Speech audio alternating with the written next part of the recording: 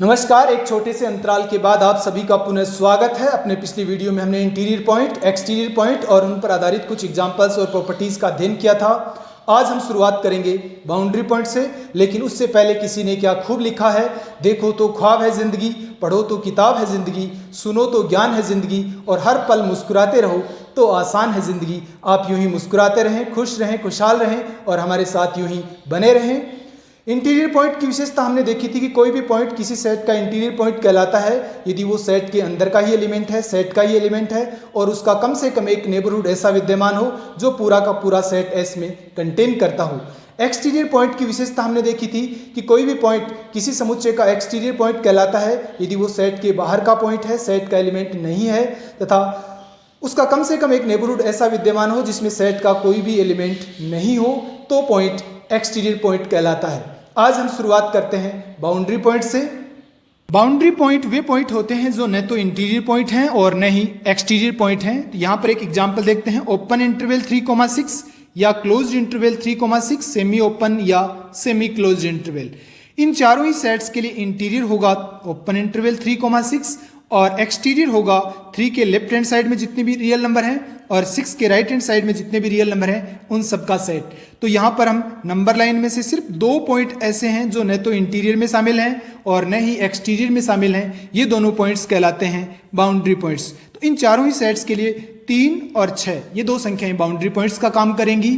तो यहाँ पर हम एक निष्कर्ष निकाल सकते हैं कि बाउंड्री पॉइंट्स सेट का एलिमेंट हो भी सकता है और सेट का एलिमेंट नहीं भी हो सकता है। जैसे इस सेट के लिए हम देखें तो ये दोनों ही इस सेट के एलिमेंट नहीं हैं, जबकि क्लोज्ड इंटरवल के लिए देखें तो दोनों ही सेट के एलिमेंट भी हैं। जबकि इंटीरियर और एक्सटीरियर पॉइंट्स की विशेषता होती है कि इंटीरियर पॉइंट सेट के अंदर का पॉइंट होता है और एक्सटीरियर पॉइंट सेट के बाहर का पॉइंट होता है। एक विशेषता और भी निकलती है यहाँ से कि इंटीरियर, एक्सटीरियर और बाउंड्री पॉइंट्स तीनों का यूनियन सदैव आर के इक्वल होता है तथा ये तीनों परस्पर डिसजॉइंट होते हैं, पेयर वाइज डिसजॉइंट होते हैं, म्यूचुअली एक्सक्लूसिव होते हैं।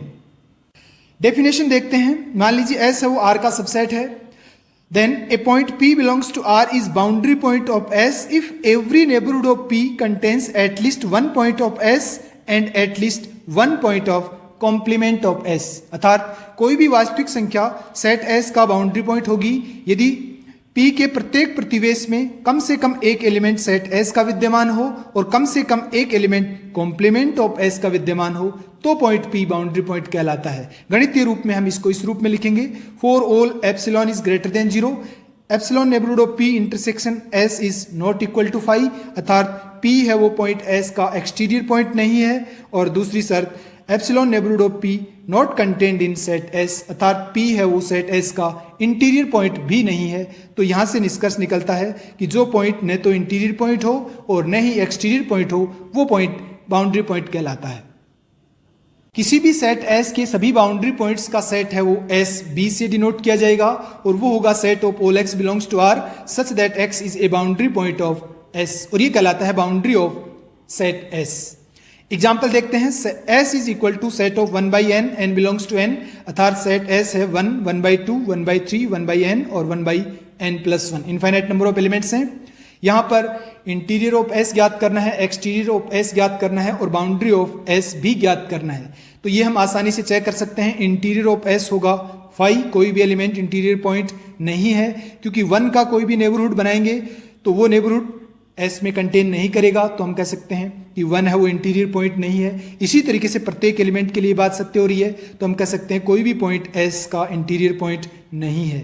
इसी तरीके से S का प्रत्येक एलिमेंट बाउंड्री पॉइंट होगा क्योंकि 1 का कोई भी नेबरहुड बनाएंगे तो उस नेबरहुड में सेट S का भी एलिमेंट विद्यमान हो रहे हैं और सेट S के बाहर के एलिमेंट भी विद्यमान हो रहे हैं, अर्थात कॉम्प्लीमेंट ऑफ S के भी एलिमेंट भी आ रहे हैं। तो हम कह सकते हैं S का प्रत्येक एलिमेंट बाउंड्री पॉइंट है और साथ में 0 भी बाउंड्री पॉइंट होगा क्योंकि 0 का कोई भी नेबरहुड बनाएंगे उसमें सेट और कॉम्प्लीमेंट ऑफ S के एलिमेंट भी आ रहे हैं। तो हम कह सकते हैं बाउंड्री ऑफ S होगा S यूनियन 0। जो पॉइंट इंटीरियर में नहीं है और बाउंड्री में भी नहीं है वो सारे पॉइंट होंगे एक्सटीरियर ऑफ S। तो हम कह सकते हैं 0 के लेफ्ट हैंड साइड में और 1 के राइट हैंड साइड में जितने भी रियल नंबर आ रहे हैं और साथ में इन नंबर्स के बीच में, इन एलिमेंट्स के बीच में जितने भी रियल नंबर आ रहे हैं वो सारे एलिमेंट होंगे exterior of S। Next example आता है set A is semi closed 0,1 union 2। यहां पर हम आसानी से चेक कर सकते हैं इंटीरियर ऑफ ए होगा 0,1, बाउंड्री ऑफ ए होगा 0, 1 और 2, ये 3 बाउंड्री पॉइंट्स होंगे और इनके अलावा जो भी पॉइंट्स बचे वो होंगे एक्सटीरियर। तो 0 के लेफ्ट हैंड साइड में, 2 के राइट हैंड साइड में, 1 और 2 के बीच में जितने भी रियल नंबर आएंगे उन सब का सेट होगा exterior of A. Next example आता है 2 ओपन इंटरवल्स का यूनियन है। तो यहां पर हम आसानी से चेक कर सकते हैं कि बाउंड्री पॉइंट्स होंगे 0, 3 और 5। बी का इंटीरियर बी ही रहेगा, अर्थात बी का प्रत्येक एलिमेंट इंटीरियर पॉइंट है और इसके अलावा जो पॉइंट बचे हैं नंबर लाइन में वो सारे पॉइंट एक्सटीरियर पॉइंट होंगे। तो 0 के लेफ्ट हैंड साइड में और 5 के राइट हैंड साइड में जितने भी रियल नंबर हैं वो सारे पॉइंट होंगे exterior of B. Interior, exterior और बाउंड्री पॉइंट्स की डेफिनेशन से हम निष्कर्ष निकाल सकते हैं कि इंटीरियर पॉइंट सदैव सेट एस का एलिमेंट होता है, एक्सटीरियर पॉइंट कभी भी सेट एस का एलिमेंट नहीं होता है और बाउंड्री पॉइंट सेट एस का एलिमेंट हो भी सकता है और नहीं भी हो सकता है। एक एग्जांपल और देखते हैं। एस कोई फाइनाइट सेट है तो यहां से हम कह सकते हैं इंटीरियर ऑफ एस होगा 5, कोई भी एलिमेंट इंटीरियर पॉइंट नहीं है क्योंकि 1 का कोई भी नेबरहुड बनाएंगे वो सेट एस में कंटेन नहीं करेगा, तो इंटीरियर ऑफ एस होगा 5। बाउंड्री ऑफ एस होगा एस के इक्वल, एस का प्रत्येक एलिमेंट बाउंड्री पॉइंट है क्योंकि 1 का कोई भी नेबरहुड बनाएंगे तो 1 सेट एस का एलिमेंट है और उस नेबरहुड में कॉम्प्लीमेंट ऑफ एस या सेट एस के बाहर के एलिमेंट भी आ रहे हैं तो हम कह सकते हैं 1, 2 और 3 ये तीनों ही एलिमेंट बाउंड्री ऑफ एस में शामिल होंगे, अर्थात बाउंड्री ऑफ एस होगा एस। इसके अलावा जो भी एलिमेंट्स बचे वो सारे एक्सटीरियर ऑफ एस होंगे, अर्थात 1 के लेफ्ट हैंड साइड में और 3 के राइट हैंड साइड में जितने भी रियल नंबर हैं, 1 और 2 के मध्य जितने भी वास्तविक संख्याएं हैं, 2 और 3 के बीच में जितनी भी वास्तविक संख्याएं हैं उन सब का सेट होगा एक्सटीरियर ऑफ एस। तो इस एग्जाम्पल से एक निष्कर्ष निकलता है कि फाइनाइट सेट का प्रत्येक पॉइंट बाउंड्री पॉइंट होता है लेकिन कोई भी पॉइंट इंटीरियर पॉइंट नहीं होता है। नेक्स्ट एक इंपॉर्टेंट प्रॉपर्टी है कि किसी भी सेट और उसके कॉम्प्लीमेंट की बाउंड्री सदैव बराबर होती है। ये हम एक एग्जांपल से चेक भी कर सकते हैं। मान लीजिए सेट एस है वो ओपन इंटरवल है 3,6, तो कॉम्प्लीमेंट एस होगा ये सेट। तो यहां पर हम चेक कर सकते हैं एस और कॉम्प्लीमेंट ऑफ एस दोनों के लिए ही बाउंड्री पॉइंट्स होंगे 3 और 6। तो ये बात हर एक सेट के लिए सत्य होती है कि किसी भी सेट और उसके कॉम्प्लीमेंट की बाउंड्री सदैव इक्वल होती है। और लास्ट प्रॉपर्टी है किसी भी सेट का इंटीरियर, बाउंड्री और एक्सटीरियर सदैव म्यूचुअली एक्सक्लूसिव होते हैं, परस्पर डिसजॉइंट होते हैं और तीनों का यूनियन आर के इक्वल होता है।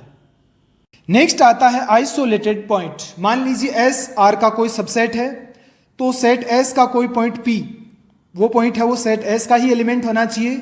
सेट एस का आइसोलेटेड पॉइंट कहलाता है यदि उस पॉइंट का कम से कम एक ऐसा नेबरहुड विद्यमान हो जिसमें समुच्चय एस का पी के अलावा कोई भी एलिमेंट विद्यमान नहीं हो, अर्थात P has a neighbourhood containing no point of S other than P, तो पॉइंट पी सेट एस का आइसोलेटेड पॉइंट कहलाता है। तो पहली शर्त वो एलिमेंट है वो सेट एस का ही एलिमेंट होना चाहिए। कुछ एग्जांपल्स यहां पर हम देखते हैं। सेमी क्लोज्ड इंटरवल 0,1 और ये आसानी से चेक कर सकते हैं इस सेट का कोई भी पॉइंट आइसोलेटेड पॉइंट नहीं होगा। यदि 0 को लेता हूं और 0 का कोई भी नेबरहुड बनाता हूं, छोटे से छोटा नेबरहुड भी बनाता हूं, तो उसमें सेट एस के बहुत सारे एलिमेंट होंगे, 0 के अलावा भी बहुत सारे एलिमेंट होंगे, तो हम कह सकते हैं 0 आइसोलेटेड पॉइंट नहीं है। इसी तरीके से दूसरे एलिमेंट भी आइसोलेटेड पॉइंट नहीं होंगे। इस सेट के लिए सिर्फ एक ही एलिमेंट होगा और वो होगा 2, क्योंकि 2 के लिए हमारे पास एक ऐसा नेबरहुड विद्यमान है। यदि एप्सिलॉन की वैल्यू 0.1 लेता हूं तो 0.1 नेबरहुड ऑफ 2 बनेगा ओपन इंटरवल 1.9, 2.1 और इस इंटरवल, इस नेबरहुड और इस सेट में 2 के अलावा कोई भी एलिमेंट उबेनिष्ट नहीं है, तो हम कह सकते हैं आइसोलेटेड पॉइंट होगा 2। ये 2 ओपन इंटरवल्स का यूनियन है और यहां से हम चेक कर सकते हैं इस सेट के लिए कोई भी पॉइंट आइसोलेटेड पॉइंट नहीं होगा। इसी तरीके से इस सेट का प्रत्येक एलिमेंट आइसोलेटेड पॉइंट होगा। यदि सेट लेते हैं n, set of natural number, तो यहां पर हम चेक कर सकते हैं n का प्रत्येक पॉइंट आइसोलेटेड पॉइंट होता है, क्योंकि n के प्रत्येक पॉइंट के लिए हमें एक ऐसा नेबरहुड मिल जाएगा जिसका n के साथ इंटरसेक्शन करने पर उस पॉइंट के अलावा कोई भी दूसरा पॉइंट उबेनिष्ट नहीं होता है। तो हम कह सकते हैं n का प्रत्येक पॉइंट आइसोलेटेड पॉइंट होता है, लेकिन q का कोई भी पॉइंट आइसोलेटेड पॉइंट नहीं होता है, क्योंकि कोई भी रेशनल नंबर लेंगे, उसका कोई भी नेबरहुड बनाएंगे, तो उस नेबरहुड में उस पॉइंट के अलावा भी बहुत सारे रेशनल नंबर होंगे। तो मैं कह सकता हूँ कोई भी रेशनल नंबर है वो q का आइसोलेटेड पॉइंट नहीं होगा, और ये बात r के लिए भी लागू होगी। फाइनाइट सेट का प्रत्येक पॉइंट आइसोलेटेड पॉइंट होता है, ये बात हम आसानी से चेक कर सकते हैं, क्योंकि वन के लिए एक ऐसा नेबरहुड मिल जाएगा कि उस नेबरहुड और इस सेट में 1 के अलावा कोई भी एलिमेंट उभयनिष्ठ नहीं है। तो हम कह सकते हैं फाइनाइट सेट का प्रत्येक पॉइंट आइसोलेटेड पॉइंट होगा। इसी तरीके से r माइनस सेट 1, 2 इस सेट का भी कोई भी पॉइंट आइसोलेटेड पॉइंट नहीं होगा। इस बात को भी हम आसानी से चेक कर सकते हैं। तो इस एग्जाम्पल से कुछ इंपॉर्टेंट निष्कर्ष निकलते हैं कि इस सेट का, सेट ऑफ नेचुरल नंबर का और फाइनाइट सेट का प्रत्येक पॉइंट सदैव आइसोलेटेड पॉइंट होता है। एक इंपॉर्टेंट थ्योरम यह भी है कि प्रत्येक आइसोलेटेड पॉइंट सदैव बाउंड्री पॉइंट होता है, लेकिन प्रत्येक बाउंड्री पॉइंट का आइसोलेटेड पॉइंट होना जरूरी नहीं है। ये बात हम एक एग्जाम्पल से भी चेक कर सकते हैं। मान लीजिए एस है वो क्लोज्ड इंटरवल 0,1 है, तो मैं ये चेक कर सकता हूं कि 1 है वो बाउंड्री पॉइंट है, लेकिन 1 है वो आइसोलेटेड पॉइंट नहीं है। फाइनाइट सेट पर आधारित कुछ इंपॉर्टेंट निष्कर्ष यहां पर हम एक साथ लिख रहे हैं कि finite set has no interior point, कोई भी पॉइंट है वो इंटीरियर पॉइंट नहीं होता है फाइनाइट सेट के लिए, ये बात हम देख चुके हैं। और दूसरा, every point of a finite set is isolated point, और यदि आइसोलेटेड पॉइंट है तो फाइनाइट सेट का प्रत्येक पॉइंट बाउंड्री पॉइंट भी होगा। नेक्स्ट आता है डिस्क्रीट सेट। कोई भी सेट डिस्क्रीट सेट कहलाता है यदि every point of set S is isolated point. यदि सेट का प्रत्येक पॉइंट आइसोलेटेड पॉइंट है तो वो सेट डिस्क्रीट सेट कहलाता है। कुछ एग्जांपल्स यहां पर डिस्क्रीट सेट के हम लिख रहे हैं। एन हमने देखा था, एन का प्रत्येक पॉइंट आइसोलेटेड पॉइंट है, तो एन डिस्क्रीट सेट होगा। जेड भी डिस्क्रीट होगा। क्यू कॉम्प्लीमेंट ऑफ क्यू और कोई सा भी इंटरवल और आर ये सदैव डिस्क्रीट सेट नहीं होते हैं। फाइनाइट सेट सदैव डिस्क्रीट होता है, और set 1/n, n belongs to n, ये भी एक डिस्क्रीट सेट होता है। आज का question of the day, set S set of 1/n, n belongs to n union 0। ऊपर हम देख चुके हैं ये सेट डिस्क्रीट सेट है, अर्थात इसका प्रत्येक पॉइंट आइसोलेटेड पॉइंट है। इस सेट में सिर्फ एक एलिमेंट और जोड़ दिया गया है। इस सेट के सभी आइसोलेटेड पॉइंट आपको ज्ञात करने हैं। अपना राइट आंसर कमेंट बॉक्स में टाइप करना है। आज के लिए इतना ही, शुक्रिया।